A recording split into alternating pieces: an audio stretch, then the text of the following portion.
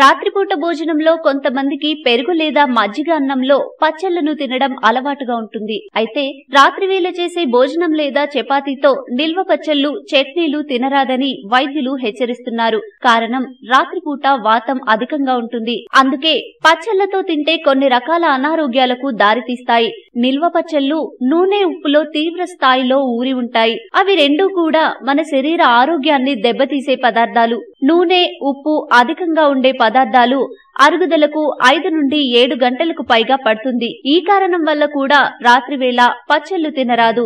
అంతేకాకుండా నిమ్మకాయ పచ్చడి, ఉసిరికాయ పచ్చడి అసలుకే తినొద్దని వైద్యులు చెప్తున్నారు. ఎందుకు తినకూడదనే సందేహం తలెత్తుతుంది. నిమ్మకాయ, ఉసిరికాయ పచ్చళ్లు తిన్నవారి తలలోని సూక్ష్మాతి సూక్ష్మ నాడులు పగిలిపోయి పక్షవాతం వచ్చే ప్రమాదం ఉంది. కాబట్టి ఈ 2 పచ్చళ్లను రాత్రిపూట అసలుకే తినకపోవడం మంచిది.